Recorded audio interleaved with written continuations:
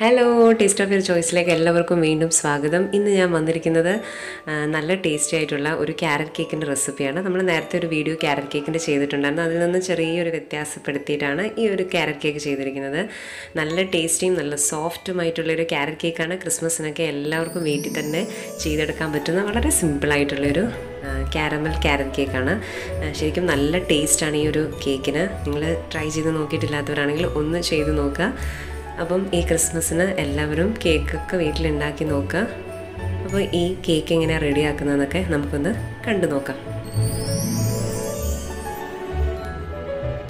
ആദ്യം തന്നെ ഞാൻ ഇതിലേക്ക് ഒരു 1.5 കപ്പ് ക്യാരറ്റ് ഇതേപോലെ ചെറുതായിട്ട് അരിഞ്ഞെടുത്തതാണ്. നിങ്ങൾക്ക് ഗ്രേറ്റ് ചെയ്തെടുക്കണമെങ്കിൽ അങ്ങനെ എടുക്കാം, പക്ഷേ ഇതേപോലെ കൊത്തി അരിഞ്ഞെടുക്കുന്നതാണ് കുറച്ചുകൂടെ നല്ലത്.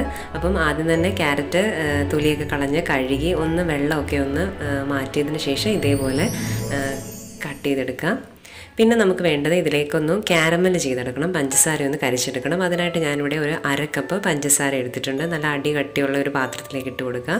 ഇനി ഇത് ചെറുതായിട്ടൊന്ന് മെൽറ്റായിട്ട് ഒരു ഡാർക്ക് കളർ ആവുന്ന സമയം വരെ നമുക്കിതൊന്ന് കരിച്ചെടുക്കണം.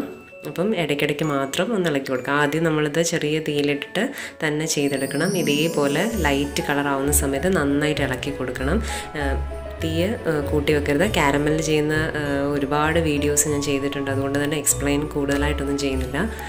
അപ്പം നമ്മുടെ ക്യാരമലൊക്കെ നല്ല ഡാർക്ക് കളറായി വന്ന സമയത്ത് അതിലേക്ക് ഞാൻ 1/2 കപ്പ് തന്നെ നല്ല തിളച്ച വെള്ളം ഒഴിച്ചു കൊടുക്കുകയാണ്. വെള്ളം ഒഴിക്കുമ്പോൾ എപ്പോഴും ശ്രദ്ധിക്കണം, കുറച്ച് മാറി നിന്ന് തന്നെ ഒഴിച്ചു കൊടുക്കണം. ഇതിങ്ങനെ പെട്ടെന്ന് തെറിക്കുന്നതുകൊണ്ട് ചിലപ്പോൾ മുഖത്തൊക്കെ വീഴാൻ ചാൻസ് ഉണ്ട്. അപ്പം നന്നായിട്ട് ശ്രദ്ധിച്ചിട്ട് വേണം ചെയ്യാൻ. ഇതേപോലെ നന്നായിട്ട് ഇളക്കി കൊടുത്തിട്ട് അത് ആ ഒരു സമയത്ത് കുറച്ചിങ്ങനെ കട്ടയായിട്ട് നമുക്ക് തോന്നും. അത് തിളച്ച് കഴിയുമ്പോൾ അതെല്ലാം അങ്ങ് മെൽറ്റായിട്ട് കറക്റ്റായിട്ട് വന്നോളൂ. ഇപ്പോൾ ഇത് നന്നായിട്ട് തിളച്ച് വന്നിട്ടുണ്ട്.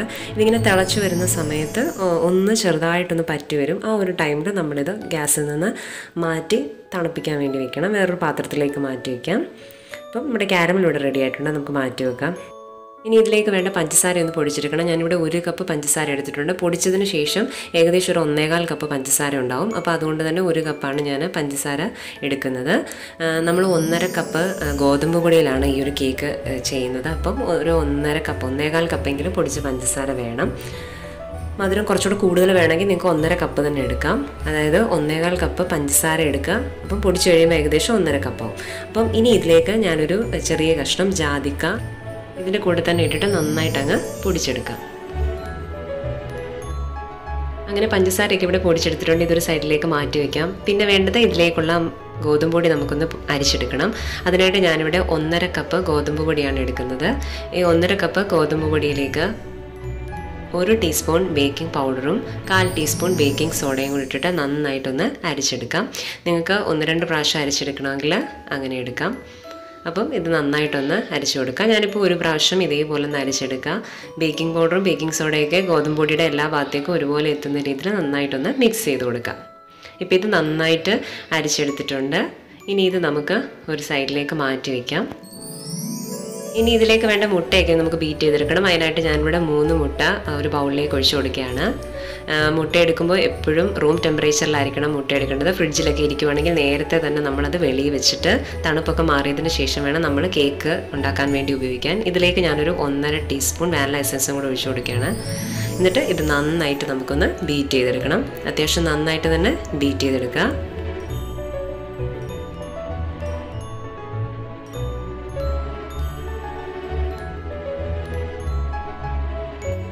ഇപ്പം മുട്ടയൊക്കെ ഇവിടെ നന്നായിട്ട് പതിഞ്ഞ് വന്നിട്ടുണ്ട്. ഈ ഒരു സമയത്ത് ഞാൻ ഇതിലേക്ക് നമ്മൾ പൊടിച്ച് വെച്ച പഞ്ചസാര കുറേശ്ശെ ഇട്ടിട്ട് നമുക്കിതൊന്ന് ബീറ്റ് ചെയ്തെടുക്കാം.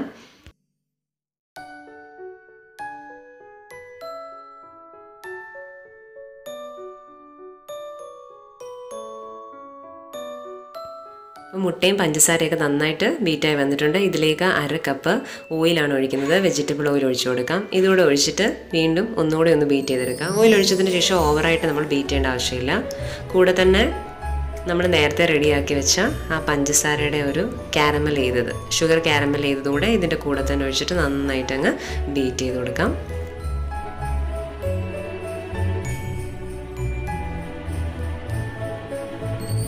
അങ്ങനെ എല്ലാം കൂടെ നന്നായിട്ട് മിക്സ് ചെയ്തെടുത്തിട്ടുണ്ട്. ഇനി ഇതിലേക്ക് നമ്മൾ അരിച്ചു വെച്ചിരിക്കുന്ന ആ ഒരു ഗോതമ്പ് പൊടിയുടെ മിക്സ് കൂടെ ചേർത്ത് കൊടുക്കുകയാണ്.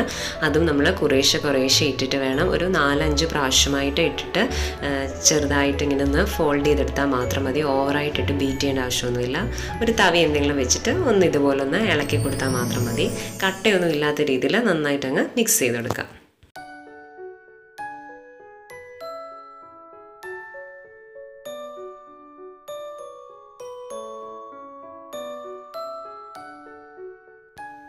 അങ്ങനെ ഗോതമ്പ് പൊടിയൊക്കെ നന്നായിട്ട് മിക്സ് ചെയ്തെടുത്തിട്ടുണ്ട്, കട്ടയൊന്നും ഇല്ലാതെ. ഇനി ഇതിലേക്ക് നമ്മൾ എടുത്തു വെച്ചിരിക്കുന്ന ആ ഒരു ക്യാരറ്റ് ചേർത്തിട്ട് നന്നായിട്ട് ഒന്നും കൂടി ഒന്ന് മിക്സ് ചെയ്തെടുക്കുക. ക്യാരറ്റൊക്കെ എല്ലാ ഭാഗത്തേക്കും എത്തുന്ന രീതിയിൽ നന്നായിട്ട് മിക്സ് ചെയ്ത് കൊടുക്കണം. ഒരു 2 പ്രാവശ്യമായിട്ട് ഇട്ടിട്ട് നന്നായിട്ടൊന്ന് മിക്സ് ചെയ്തെടുത്താൽ മതി.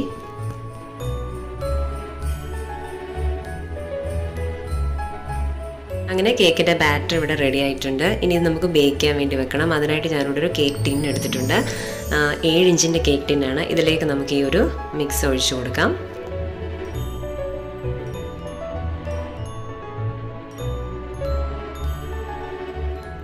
ഇത് നന്നായിട്ടൊന്ന് തട്ടിക്കൊടുക്കണം. ഇതിനകത്തുള്ള എയർ ബബിൾസ് ഒക്കെ ഉണ്ടെങ്കിൽ അത് പോകാൻ വേണ്ടിയിട്ട് നന്നായിട്ട് ഇങ്ങനെ ഇതേപോലെ ഒന്ന് തട്ടിക്കൊടുക്കുക. ഇനിയും ഇതിൻ്റെ പുറത്തായിട്ട് കുറച്ച് കാഷ്യൂനട്ടും കിസ്മിസും ഒക്കെ നിങ്ങളുടെ ഇഷ്ടത്തിനനുസരിച്ച് ചേർത്ത് കൊടുക്കാം. ഞാൻ കുറച്ച് കാഷ്യൂനട്ടും അതുപോലെ തന്നെ കുറച്ച് കിസ്മിസും ഒക്കെ ചേർത്ത് കൊടുക്കുന്നുണ്ട്. അങ്ങനെ നമ്മുടെ കേക്കിൻ്റെ മിക്സ് എല്ലാം ഇവിടെ റെഡി ആയിട്ടുണ്ട്. ഇനിയും നമ്മൾ ഈ ഒരു കേക്ക് ചെയ്യുന്നത് സ്റ്റൗ ടോപ്പിൽ വെച്ചിട്ടാണ്. അപ്പം നമ്മൾ അതിനായിട്ട് ഒരു പാനിലാണ് ചെയ്യുന്നത്. പാന് അടുപ്പത്ത് വെച്ചിട്ടുണ്ട്. ഒരു 10 മിനിറ്റ് അത് ഹൈ ഫ്ലെയിമിലിട്ട് ഒന്ന് പ്രീ ഹീറ്റ് ചെയ്യുക, ഒന്ന് ചൂടാക്കിയെടുക്കുക. അതിനുശേഷം അതിലേക്ക് നമ്മൾ ഈ ഒരു ബാറ്റർ വെച്ച് കൊടുക്കുകയാണ് ചെയ്യുന്നത്. ഇതേപോലെ ഞാൻ ഉപ്പൊക്കെ ഇതിൻ്റെ അടിയിലായിട്ട് ഇങ്ങനെ ഇട്ട് കൊടുത്തിട്ടുണ്ടായിരുന്നു. പാത്രം ചീത്തയായി പോകാതിരിക്കാൻ വേണ്ടിയിട്ടാണ് ഈ ഒരു രീതി ചെയ്യുന്നത്. അതിൻ്റെ മുകളിലായിട്ട് ഒരു റിങ് വെച്ചിട്ടുണ്ട്.